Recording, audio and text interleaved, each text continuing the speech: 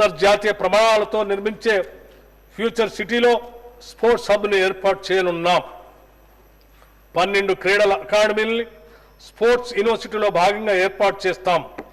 అంతర్జాతీయ స్థాయి అధునాతన మౌలిక సదుపాయాలతో పాటు ఈ స్పోర్ట్స్ హబ్లో sports science centre, sports medicine సెంటర్లు కూడా అందుబాటులోకి రానున్నాయి. మన రాష్ట్రానికి చెందిన ప్రముఖ క్రికెట్ క్రీడాకారుడు మహమ్మద్ సిరాజ్ T20 వరల్డ్ కప్లో రాణించి తెలంగాణ రాష్ట్రానికి కీర్తి ప్రతిష్టలు తీసుకొచ్చారు.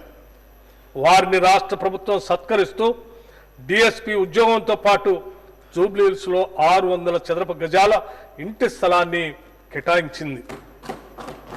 ఇక ఇస్తాంబుల్లో జరిగిన మహిళల ప్రపంచ బాక్సింగ్లో వరల్డ్ ఛాంపియన్షిప్ సాధించిన నిఖిత్ జరీన్ని మన ప్రభుత్వం డిఎస్పీగా నియమిస్తూ ఉత్తర్వులు జారీ చేసింది.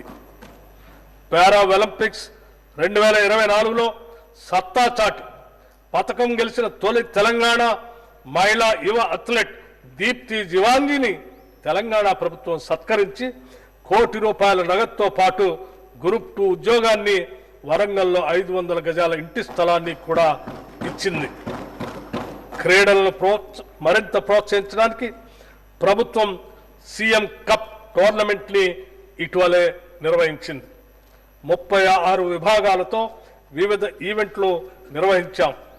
దాదాపు 3 లక్షల మంది క్రీడాకారులు పాల్గొన్న ఈ కార్యక్రమం అత్యంత విజయవంతమైంది. క్రీడా శాఖకు ఈ బడ్జెట్లో ₹465 కోట్ల ప్రతిపాదిస్తున్నాం.